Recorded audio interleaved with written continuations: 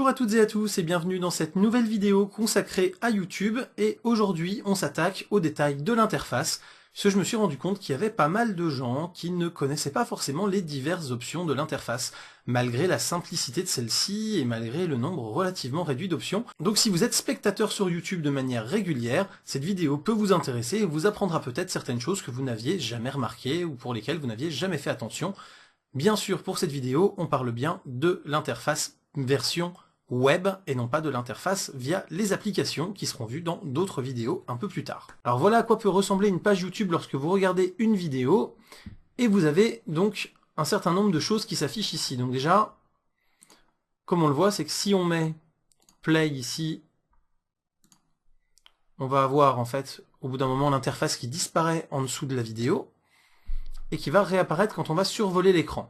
Un clic là, vous allez passer sur la vidéo suivante, donc c'est une vidéo recommandée, qui est normalement donc la vidéo qui est à suivre ici, et qui correspond en théorie à quelque chose qui pourrait vous intéresser par rapport à la vidéo que vous êtes en train de regarder, qui est sélectionnée par YouTube. Ça peut vous permettre, comme ça, si vous avez une vidéo qui vous plaît, que vous étiez en train de regarder, et que vous voulez zapper à la suivante, d'avoir quand même de fortes chances de retomber sur une vidéo qui vous plaise également.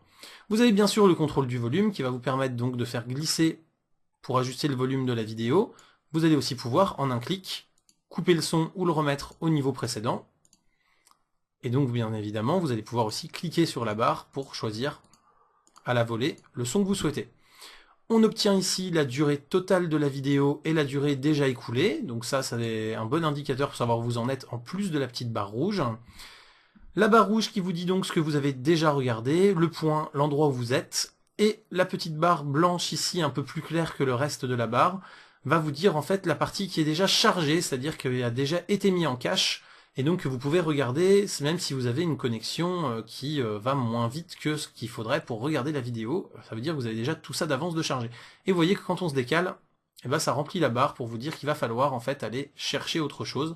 Et il y a encore une autre couleur donc qui apparaît avec des miniatures, c'est-à-dire que ça permet, si on cherche un point précis d'une vidéo, de voir grâce aux miniatures l'endroit qu'on cherche plus facilement pour pouvoir cliquer dessus sans le rater. Ici, nous avons une petite roue crantée avec pas mal de paramètres. Donc déjà, on a la lecture automatique qui est désactivable, qui fait que quand vous allez lancer une vidéo, elle va automatiquement se jouer, elle ne va pas attendre que vous cliquiez sur play. Ça, c'est quelque chose qui est plutôt pratique en soi, puisque si vous êtes un gros consommateur de YouTube, vous allez pouvoir en fait demander à ce que les vidéos ne se lancent pas tout de suite, et si vous avez 2-3 vidéos qui vous intéressent, les ouvrir dans 2-3 onglets, et les regarder ensuite dans l'ordre de votre choix.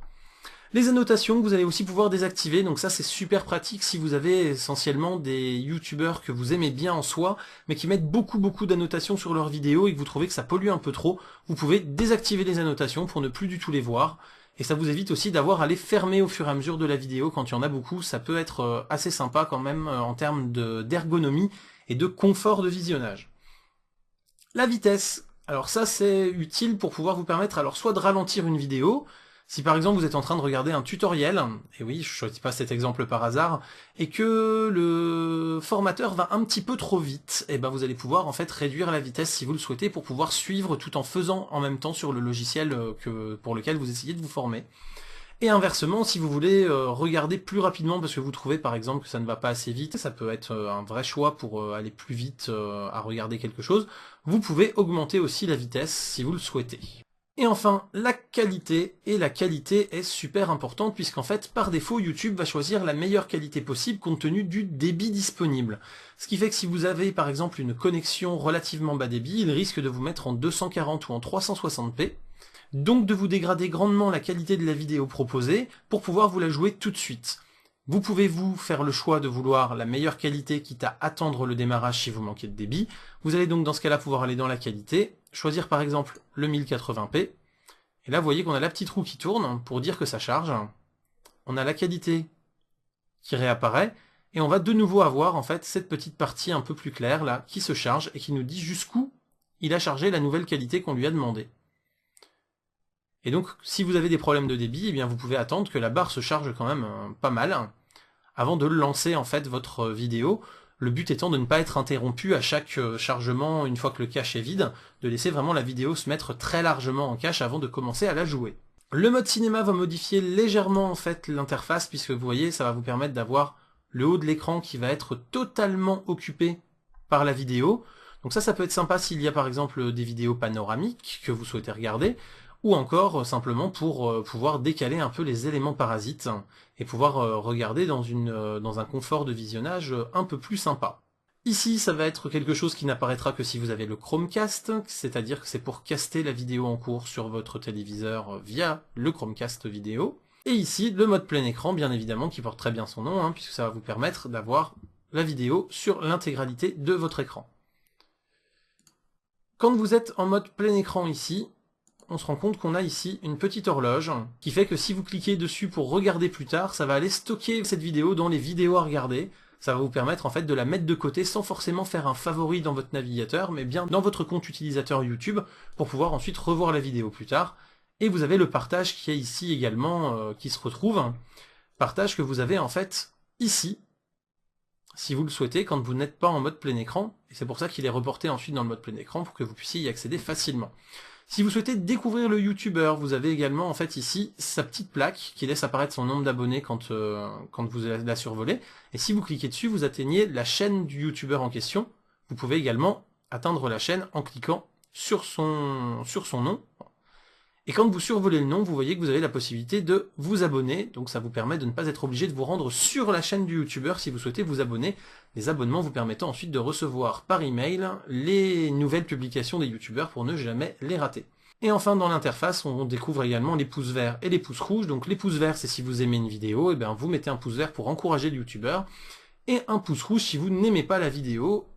Si vous mettez un pouce rouge, petit conseil simplement pour aider le YouTuber que vous avez visionné à progresser, mettez un commentaire, expliquez-lui la raison de votre pouce rouge, ça lui permettra de progresser et d'en tirer des enseignements.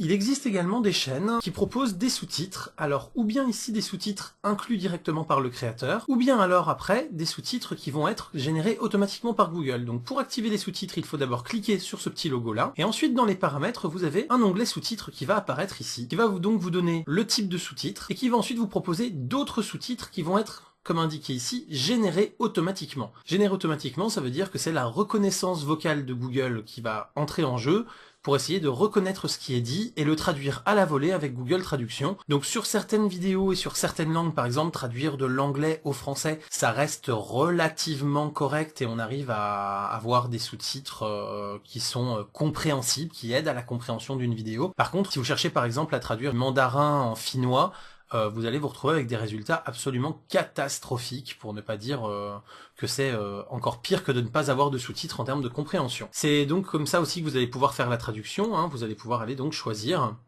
la langue que vous souhaitez avoir en traduction, parmi toutes les langues gérées par Google Traduction. Et dans les options ici, vous allez aussi pouvoir venir indiquer des préférences d'affichage pour avoir donc des polices plus grandes, plus petites, de couleurs différentes, plus ou moins opaques, pour pouvoir adapter la qualité de votre sous-titre en fonction de la qualité de visionnage que vous voulez pour l'émission ou le film qui vous est proposé sur YouTube. L'interface de YouTube vous propose également, si vous êtes connecté à votre compte Google, d'ajouter une vidéo soit dans des playlists thématiques, soit dans la playlist Regarder plus tard. C'était le petit onglet que l'on voyait également tout à l'heure avec la petite horloge quand on était en mode plein écran. Vous avez des options de partage qui vont vous permettre de partager sur tous les grands réseaux sociaux actuellement à la mode, et également donc de récupérer un lien si vous souhaitez le poster sur n'importe quelle autre plateforme. Je vous invite pour voir comment utiliser cette petite option-là, à aller voir cette vidéo que vous retrouvez juste ici, qui vous explique donc l'utilisation du Démarr.ea. Ensuite, dans le plus ici, vous allez avoir plein d'autres choses, comme par exemple le signaler, que l'on verra dans une autre vidéo, qui dès qu'elle sera en ligne sera visible juste ici. Mais vous allez aussi avoir des statistiques. Donc les statistiques, ça vous permet d'avoir quand même des informations sur ce qui a été vu sur cette vidéo. Ça vous permet de voir un petit peu si la vidéo fait le buzz à certains moments, puis pas à d'autres, etc. Donc soit en cumulé, soit en quotidien, ça vous permet aussi de voir pour chaque jour le nombre de vues en fait par date. Puis vous allez aussi pouvoir le voir en durée de lecture, pour vous rendre compte un petit peu de si les gens regardent ou pas. En nombre de personnes qui sont abonnées via la vidéo, et en nombre de personnes qui l'ont partagée via l'outil de partage inclus. C'est-à-dire que s'ils ont copié-collé le lien, bien évidemment, il n'y a pas de tracking du partage sur l'ensemble des pages où elle pourrait éventuellement être partagée. Et il y a enfin donc la retranscription que je voulais garder pour la fin, qui va vous permettre, alors s'il y a un sous-titre en fait ici, d'obtenir en fait l'écriture du sous-titre pour l'avoir en version écrite, ce qui fait que si par exemple vous avez des chansons qui sont sous-titrées automatiquement pour répondre à une législation, eh bien vous allez pouvoir récupérer le sous-titre pour en avoir le lyrics avec en plus le timing, ce qui peut vous permettre en plus de l'extraire très facilement dans un fichier .srt par exemple, et vous allez pouvoir avoir donc des retranscriptions automatiques donc dans la langue détectée, c'est-à-dire que ça va en fait détecter ce qui a été dit pour pouvoir vous le retranscrire via la reconnaissance vocale de Google. Voilà un petit peu l'interface de YouTube pour la personne qui souhaite regarder des vidéos et les diverses options qui vous sont proposées. J'espère que vous aviez déjà fait attention à ces options-là, puisqu'elles sont à la fois très basiques et en même temps absolument indispensables. Si c'est pas le cas, j'espère que cette vidéo vous aura été utile pour les découvrir et prendre un peu mieux en main l'interface de YouTube. Et pour ceux qui n'ont pas beaucoup de débit, elle vous permettra d'apprécier les vidéos avec des qualités bien meilleures que vous ne les observiez auparavant. Je vous dis à très bientôt pour plein de prochaines vidéos sur les photos, la techno et donc sur YouTube. Et d'ici là, profitez-en pour regarder plein de vidéos sur YouTube évidemment. Salut à tous, bye bye.